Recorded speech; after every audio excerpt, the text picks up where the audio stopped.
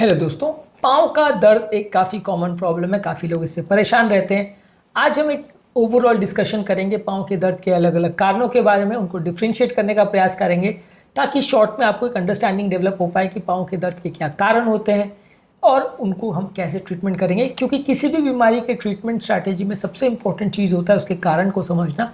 हर कारण के हिसाब से ट्रीटमेंट स्ट्रैटेजी बिल्कुल अलग होती है, इसलिए आज हम उन कॉमन कारण पर बात करेंगे जिनकी वजह से लोगों को पाँव में दर्द हो सकता है।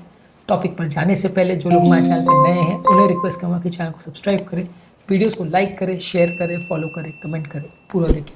टॉपिक बहुत ही इंपॉर्टेंट है, इसलिए इसे एंड तक देखिएगा। हर एक कारण के साथ हम डिस्कस करेंगे कि वो क्यों होता है, कैसे होता है और उसको कैसे मैनेज किया जाता है। सिर्फ शॉर्ट में ही डिस्कस करेंगे।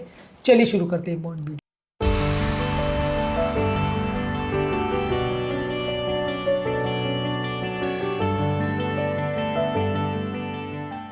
सबसे पहले मसल में खिंचाव, तनाव या स्प्रेन की वजह से, कोई इंजरी की वजह से पेन, स्टिफनेस हो सकता है। ज़्यादातर कोई सडन मूवमेंट हो, ओवर एक्सर्शन हो या चोट लग जाए, एक्सीडेंट हो जाए तो इसकी वजह से लोगों को पेन हो सकता है। ज़्यादातर इस तरह के केस में आपको वो पर्टिकुलर मसल को छूने में, दबाने में दर्द होगा।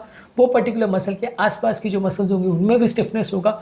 उसको दबाने पर आपको समझ में आ जाएगा कि यहाँ पे प्रॉब्लम है, प्लस साथ में हिस्ट्री मिलेगी कि पेशेंट को इस वजह से कल से पेन हो रहा है, उससे पहले ही एक्सीडेंट हुआ था। उसके बेसिस पे आप जज कर सकते हैं कि व्यक्ति को मसल स्प्रेन या स्ट्रेन है। उसके बेसिस पे आप ट्रीटमेंट प्लान कर सकते हैं। इसके अलावा आता है पेरिफेरल आर्टरियल डिजीज, जिसमें पाँव की नसों में अगर ब्लॉकेज हो और ब्लड सप्लाई अगर कॉम्प्रोमाइज़ हो तो ज़्यादातर इस तरह के व्यक्ति को चलने फिरने पर पेन होगा, खासकर काफ मसल में। बैठने से आराम मिलेगा, साथ में पाँव में सुनपना होगा, बाल वहाँ के झड़ जाएंगे, स्किन बहुत शाइनी हो जाएगी, पाँव ठंडा हो सकता है। सडन अगर पाँव में क्लॉट अगर बन जाए तो पाँव काला भी पड़ सकता है, वहाँ पे इन्फेक्शन हो सकता है, वहाँ अल्सर हो सकता है जो कि ना भरे। इस तरह के सिम्टम्स पेरिफेरल आर्टरियल डिजीज में हो सकते हैं।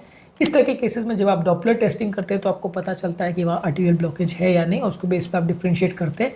पेरिफेरल आर्टरियल डिजीज के बहुत सारे कारण होते हैं, इस पर हमने ऑलरेडी सेपरेट वीडियोस किए जो कि आप हमारे चैनल पर देख सकते हैं। इसके अलावा होता है डीप वीनस थ्रोम्बोसिस, जिसमें पाँव की वेन्स में क्लॉट जम जाता है, जिसमें एक पाँव में सडन सीवियर पेन होगा, पाँव बहुत भारी हो जाएगा, बहुत मोटा हो जाएगा, स्वेलिंग हो जाएगी, गर्म लगने लगेगा, और दूसरा पाँव कंपैरेटिवली नॉर्मल होगा। ये एक सीरियस कंडीशन है क्योंकि ये क्लॉट अगर पाँव की नली से निकल के अगर लंग्स में चला जाता है तो जानलेवा पल्मोनरी एम्बोलिज्म कर सकता है। इसे डीप वीनस थ्रोम्बोसिस बोलते हैं। डीप वीनस थ्रोम्बोसिस और पल्मोनरी एम्बोलिज्म दोनों पर ही हमने सेपरेट वीडियोस किए हैं जो कि आप हमारे चैनल पर देख सकते हैं। डीप वीनस थ्रोम्बोसिस में अगर डॉपलर टेस्ट आप करते हो तो आप पकड़ सकते हो कि इसमें क्लॉट जमा हुआ है, उसको खून पतला करने की दवा देने से फ़ायदा मिलता है। इसके अलावा होता है पेरिफेरल न्यूरोपैथी, जो कि नर्वस सिस्टम के डैमेज की वजह से होता है, जिसमें व्यक्ति को पेन होना, दर्द होना, झुंझुनी होना, वीकनेस होना, ऐसे सिम्टम्स हो सकते हैं। ज़्यादातर डायबिटीज़ में, विटामिन डेफिशिएंसी में और कुछ मेडिसिन की वजह से ऐसा हो सकता है। पेरिफेरल न्यूरोपैथी अगर कंफर्म होती है तो उसमें इलेक्ट्रोमायोग्राफी और नर्व कंडक्शन वेलोसिटी टेस्ट करके आप कंफर्म कर सकते हैं और बाद में उसके हिसाब से ट्रीटमेंट कर सकते हैं। पेरिफेरल न्यूरोपैथी के ट्रीटमेंट पैटर्न और टिप्स पर ऑलरेडी हमने काफ़ी वीडियोस करे हैं। इसके अलावा होता है सियाटिका, जहाँ पे लंबर स्पाइनल लेवल पर जो पाँव की निकलने वाली बड़ी नर्व है उसमें अगर कंप्रेशन होता है तो वहाँ पे पाँव में शार्प सीवियर पेन होगा व्यक्ति को, और साथ में झुंझुनी होना, सुनपना होना और पाँव में वीकनेस होना, पैरालिसिस जैसे सिम्टम होना हो सकता है। नर्व कंप्रेशन की वजह से ऐसा होता है। अगर आप इसको एमआरआई स्कैन करेंगे लंबर कानाल का तो वहाँ पे आपको पता चल जाएगा कि नर्व में कंप्रेशन हो रहा है। उसके बेसिस पे आप ट्रीटमेंट प्लान कर सकते हैं। ज़्यादातर केस में फिजियोथेरेपी या दवाइयों से फ़ायदा मिल जाता है। यदि नहीं मिलता है तो सर्जरी करके नर्व कंप्रेशन को ठीक करना पड़ता है। इसके अलावा आता है रेस्टलेस लेग सिंड्रोम, जिसमें एक इररेजिस्टिबल अर्ज होता है लेग्स को मूव करने का, जिसकी वजह से पाँव में सुनपना, झुंझुनी, खुजली जैसे सिम्टम्स हो सकते हैं।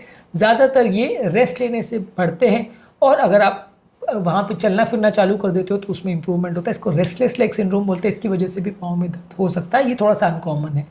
इसके अलावा कुछ मस्कुलोस्केलेटल कंडीशन जैसे osteoarthritis, rheumatoid arthritis, bursitis, tendinitis, stress fracture में भी इस तरह के अलग अलग तरह के पेन हो सकते हैं। हर एक तरह की मस्कुलर प्रॉब्लम या स्केलेटल प्रॉब्लम के अलग अलग फीचर्स हैं जिनको हम सेपरेट वीडियोस में डिस्कस करेंगे। ये अलग अलग बीमारियों में भी हाथों पाँव में दर्द हो सकता है। इसके अलावा नेक्स्ट इंपॉर्टेंट कारण है ट्रॉमेटिक इंजरी। अगर किसी व्यक्ति को हो जाए, यानी चोट अगर किसी को लग जाए, उसकी वजह से कोई फ्रैक्चर हो जाए, डिसलोकेशन हो जाए या कोई लिगामेंट टियर वगैरह हो जाए तो वैसे व्यक्ति को भी पेन, स्वेलिंग और दर्द हो सकता है। इस तरह के पेशेंट में आपको क्लियर कट कोई ट्रॉमा या इंजरी की हिस्ट्री मिलेगी, उसके बाद दर्द चालू होगा।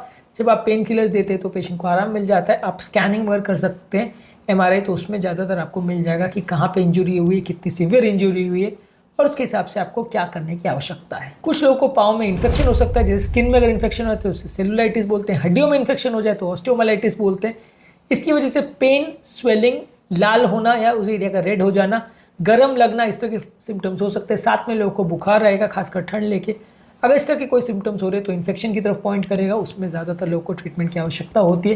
किस तरह का इन्फेक्शन है, कितना सीरियस इन्फेक्शन है, उसके हिसाब से अगर इन्फेक्शन शरीर में फैल जाए तो जानलेवा हो सकता है। इसके अलावा कुछ और बीमारियाँ जैसे साइकोलॉजिकल बीमारियाँ है, फाइब्रोमाइल्जिया, कुछ लोग को यूरिक एसिड बढ़ जाने की वजह से गाउट होता है, कुछ लोग को वैरिकोज वेन्स की वजह से भी दर्द हो सकता है, कुछ लोगों को कुछ ट्यूमर्स की वजह से भी दर्द हो सकता है।